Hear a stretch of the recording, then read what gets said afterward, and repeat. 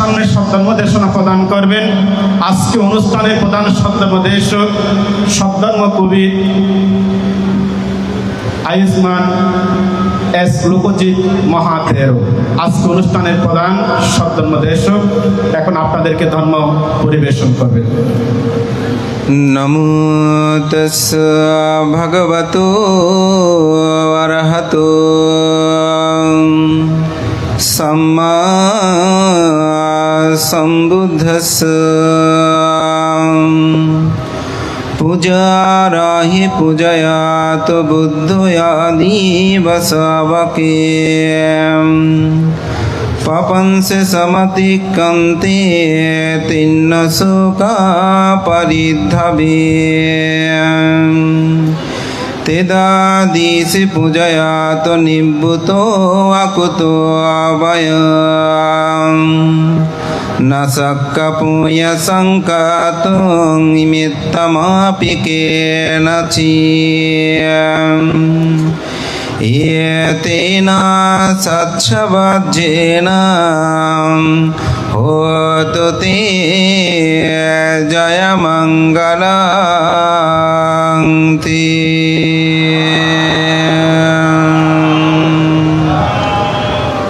ইতিহাস ঐতিহ্যে সমৃদ্ধ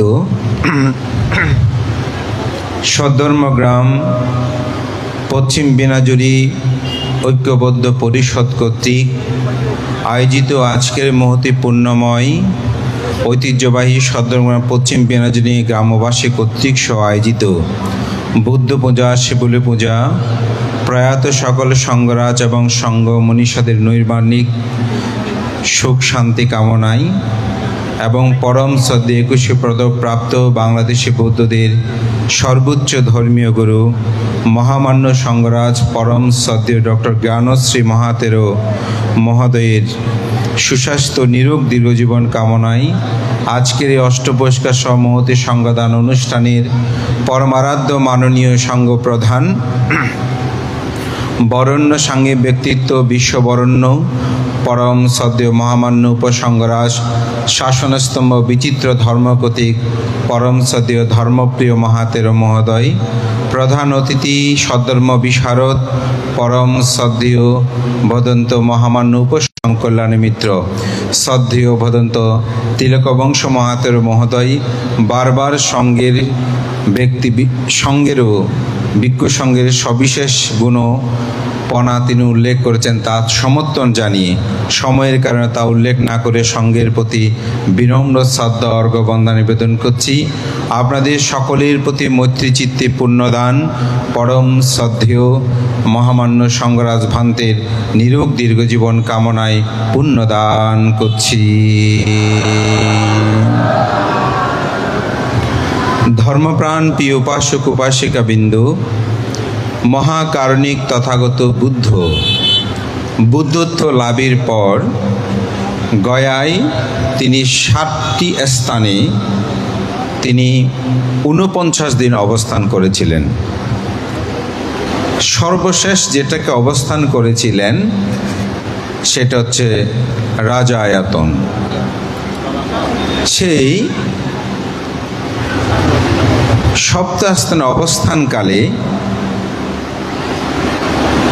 কথিত আছে তপুষ্য এবং ভল্লিক দুজন ব্যক্তি তারা বাণিজ্য করতে এসে সেই রত্নগরে তার তথাগত বুদ্ধের বসা অবস্থাটা দেখেই তারা খুব বিমুগ্ধ হয়েছিলেন এবং হয়ে সেখানে তারা মন্ত্র বা মধুপিণ্ড বা চাতুর বা মধুপিণ্ড দান করেছিল। দান করে বুদ্ধের সম্মুখে তারা বুদ্ধাং শরণং গাচ্ছামি, ধাম্মাং শরণং গাচ্ছামি এই দুটি শরণ গ্রহণ করেছিলেন, কিন্তু সঙ্গের শরণ গ্রহণ করতে পারেনি।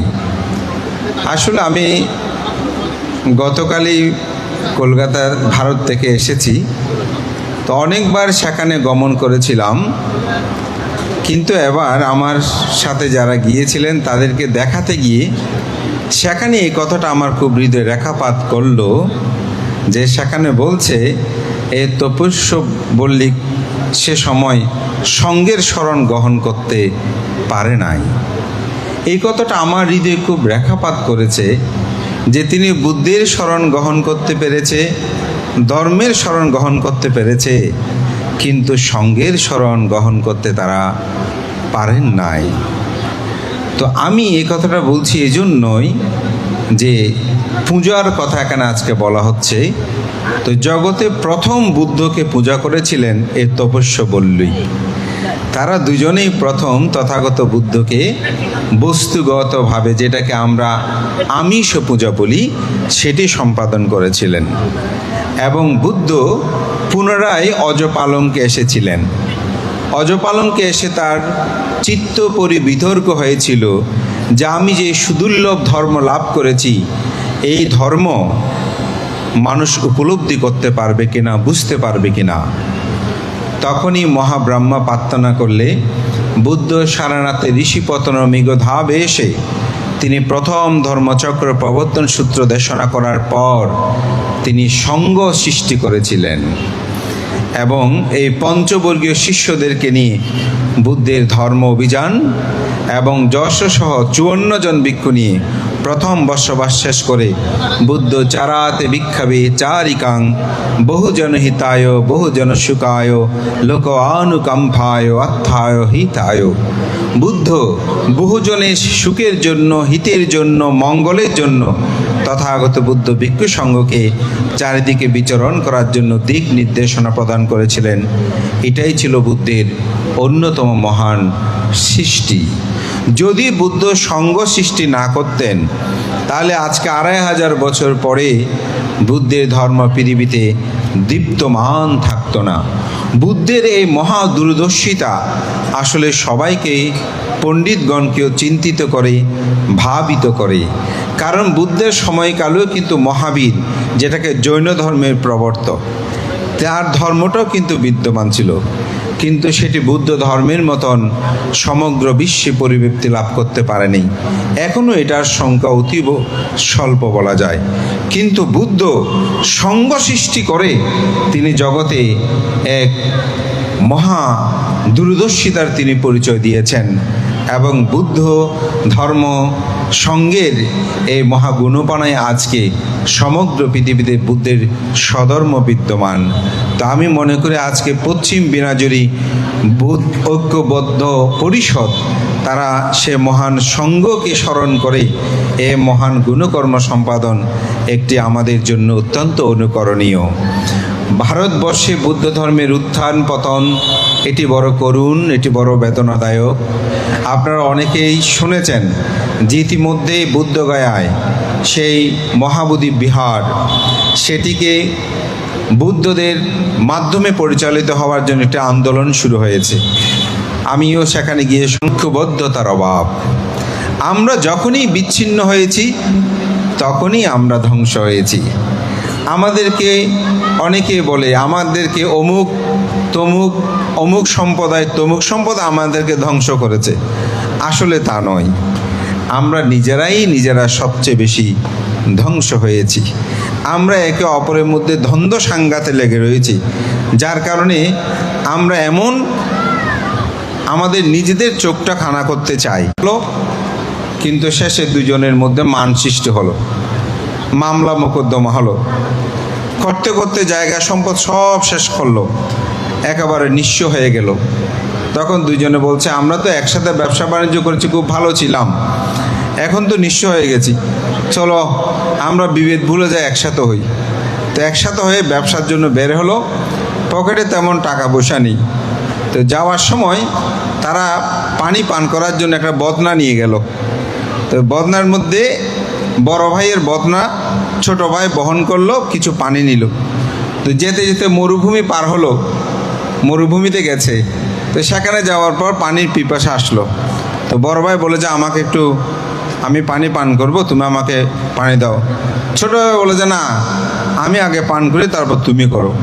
ও বলে যে না, তুমি কেন পান করবে, আমি তো পানি নিয়েছি, সুতরাং আমি পান করব।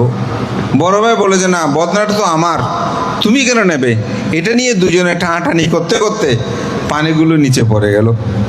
তো একটা দৈত্য, সে দীর্ঘদিন পিপাসায় ছিল, পানিগুলো পান করে সেই একেবারে প্রাণ খুঁজে ফেল। তো বলে, তোমরা তো আমার প্রাণ বাঁচিয়েছ, তো সুতরাং তোমাদেরকে আমি যা চাইবে তা দেব। তো দৈত্য তখন একজন বলে, ঠিক আছে, আমাকে 100 ভরি সোনা দাও।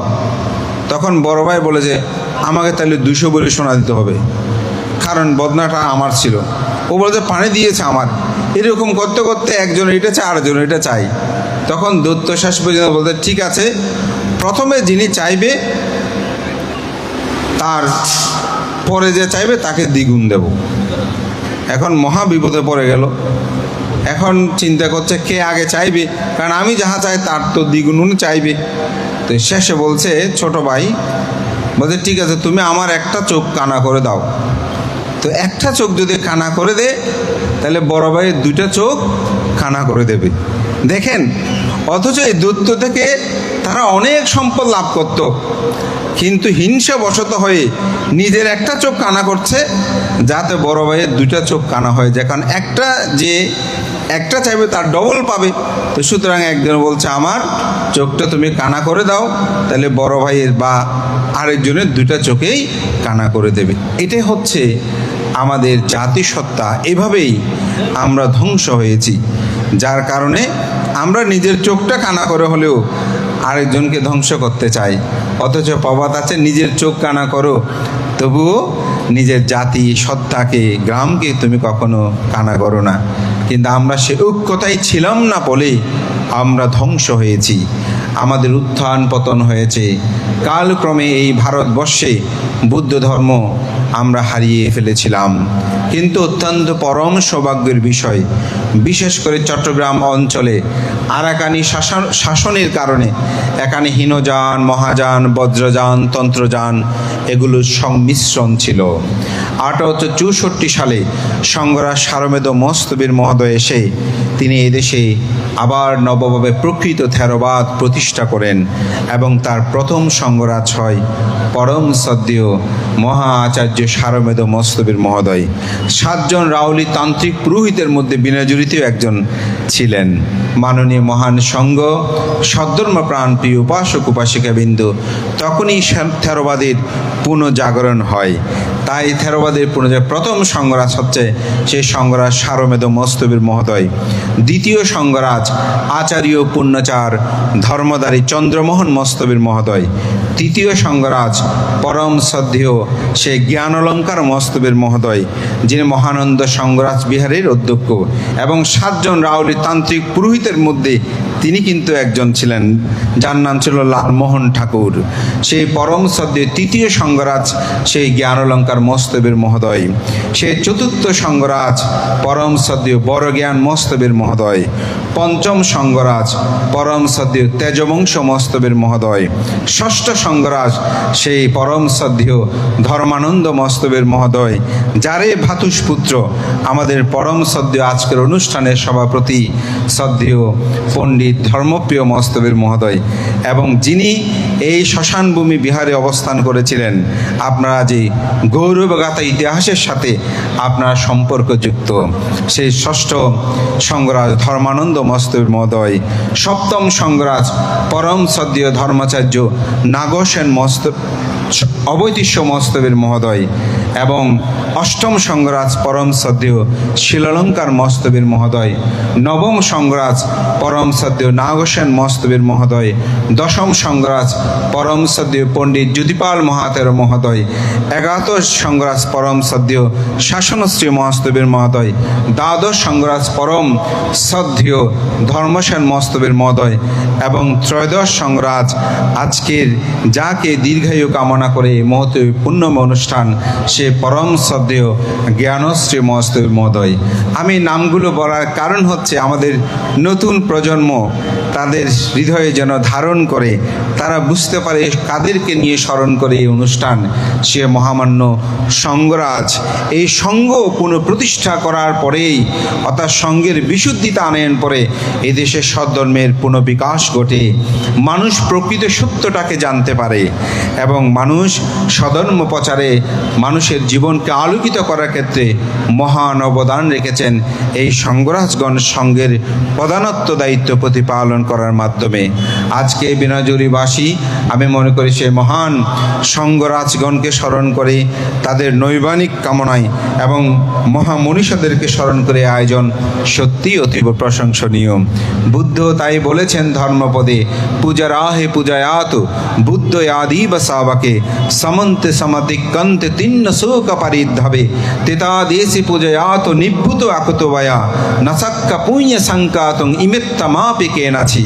বুদ্ধ বলেন, যারা তৃষ্ণা মানাদি অতিক্রম করেছেন, তারা নির্বাণ সাক্ষাৎ করেছেন, সেরূপ পূজার্ঘ ব্যক্তিকে যারা পূজা করে, সম্মান করে, গৌরব করে, ইমেত্তা মাপি কে নাছা, অর্থাৎ এটি পরিমাপ করতে পারবেন না তার পুণ্যটা কেমন হয়। তাই আজকে কিন্তু আজকাল ভিক্ষু সঙ্গ ঠিক নাই, এই কথাটা বলা খুবই পাপযুক্ত। কারণ সঙ্গ সর্বক্ষেত্রে বিশুদ্ধ। কেন বিশুদ্ধ তার বর্ণনা করতে গেলে অনেক কথা। সদ্যীয় আমার অত্যন্ত পরম কল্যাণমিত্র শিক্ষাবিদ শাসনানন্দ ভান্তে বলেছেন যে সঙ্গে কখনো যে অপরিশুদ্ধ থাকতে পারে না, সঙ্গ কখনো দূষিত হতে পারে না। কেন হতে পারে না? কারণ বুদ্ধ এটি সাগরের বর্ণনা দিয়েছেন। সাগরে যেমন গঙ্গা, যমুনা, কর্ণফুলী, সরস্বতী সর্ববিধ সেটি প্রভাবিত হয়, তার পানিগুলো একত্রিত হয়ে লোনাত্ম ধারণ করে, অনুরূপ সঙ্গ হচ্ছে সেরকম। তাই এরকম করে কখনো বলবেন না যে আজকাল সঙ্গ ঠিক নাই, আজকাল ভিক্ষু সঙ্গ ঠিক নেই, এটা বলবেন না। আপনি ব্যক্তি বিশেষভাবে বলেন, সঙ্গকে সর্বদা স্মরণে আবরণেই শ্রদ্ধার অর্ঘ্য রাখবেন। সঙ্গ যদি না থাকে এই ধর্ম কোনোদিন বিদ্যমান থাকতো না। সঙ্গের মাধ্যমে বুদ্ধের শাসন সধর্ম পৃথিবীতে বিদ্যমান। এখনো পৃথিবীতে যত সংগঠন আছে, কমিউনিটি আছে, যত বলেন, ভিক্ষু সঙ্গের মতন এত বড় সংগঠন পৃথিবীতে আর কোথাও কিন্তু নাই। এবং এই সংগঠনের এমন বিনয়, আপনি পৃথিবীর যে প্রান্তে যান জিজ্ঞাসা করবে আপনার বর্ষা কত হয়েছে। আমি যদি বলি আমার বর্ষা এত, আপনার বড় হলে তিনি নুয়ে পড়ে বন্দনা করবে। সঙ্গের এই একটা জিনিস অসাধারণ একটা ব্যাপার। সুতরাং সে সঙ্গের প্রতি শ্রদ্ধা রাখবেন। আমি মনে করি আজকে যে পশ্চিম বিনাজুরি ঐক্যবদ্ধ পরিষদ, তারা সে ঐক্যতার এখানে যে ডাক দিয়েছেন, এটি যেন আমাদের মধ্যে সর্বদা বিদ্যমান থাকে। সঙ্গের একতা যদি না থাকে তাহলে কিন্তু কোনোদিন সঙ্গ শাসন সদম উন্নতি শ্রীবৃদ্ধি করতে পারবে না। আবার দায়কগণও যদি ঐক্যবদ্ধতা না থাকে তাহলে এই শাসন সদ্ধর্মের উন্নতি শ্রীবৃদ্ধি হবে না। একে অপরের উভয়ের সমন্বয় সাধন এটা সম্ভব। আমি মনে করি সেই বিনাজুরিবাসের মধ্যে যেন সে ঐক্যবদ্ধতা থাকে। আমি প্রথম যে ওয়াইকটা করেছিলাম এই বিনাজুরিতে করেছিলাম। সুতরাং আমার স্মৃতিপটে বিনাজুরির প্রতি একটা কৃতজ্ঞতা বোধ আমাকে সবসময় লালিত করে। এভাবেই আপনারা যখন ঐক্যবদ্ধ দিয়ে যে কোনো কর্ম সম্পাদন করবেন, আমি মনে করি এটি ইতিহাস থাকবে, মানুষের হৃদয় জগতে তাহা বিদ্যমান থাকবে। তাই একতা ঐক্যটা দরকার। বিহার বহু হোক, কোনো সমস্যা নাই। আমাদের শ্রদ্ধেয় পরম ধর্ম ভাণ্ডারী বুদ্ধরক্ষিত ভান্তে এই কথাটা বলতেন, যে বার্মাতে ঘরের পাশাপাশি বিহার, কিন্তু ওরা মিলিত থাকে। তা আমাদের মধ্যে সেই মিলিত টাকাটা খুব দরকার। ইতিমধ্যে আমাদের বাংলাদেশ সংঘাত ভিক্ষু মহাসভার সহসভাপতি শ্রদ্ধেয় শাসনানন্দ ভান্তে বলেছেন, আমাদের অত্যন্ত বৌদ্ধ প্রতিরূপ দেশ, বিশেষ করে থাইল্যান্ড এবং বার্মা, এটি দুটাই খুব বিপর্যয়ে পড়েছে ভূমিকম্পে। আমি মনে করি আমাদের মহাসভা এটা উদ্যোগ গ্রহণ করেছে তাদেরকে আর্থিকভাবে সহযোগিতা করার জন্য। আমি মনে করি সবাইকে এটা এগিয়ে আসা দরকার এবং ক্ষুদ্র ক্ষুদ্র প্রচেষ্টা আমি মনে করি একটি বৃহৎ কর্ম সম্পাদন করা সম্ভব হবে। সবাইকে এগিয়ে আসার প্রত্যয় জানিয়ে, মহান সংঘকে বিনম্র চিত্তে বন্দনা জানিয়ে আজকের এই যুব সমাজ তারা যে সুন্দর আয়োজন করেছেন, ঐক্যতার সেতুবন্ধন রচনা করেছেন, এটি দীপ্তমান থাকুক এই প্রত্যয় ব্যক্ত করে অ্যাডভোকেট রুবেল সহ যারা এই অনুষ্ঠানের সম্পৃক্ত এবং আমাদের শিলবংশ সকলের উত্তর শ্রীবৃদ্ধি কামনা করে আমার নাতি দীর্ঘ ধর্মকথা জ্ঞানে শেষ করছি। জগতের সকল প্রাণী সুখী হোক।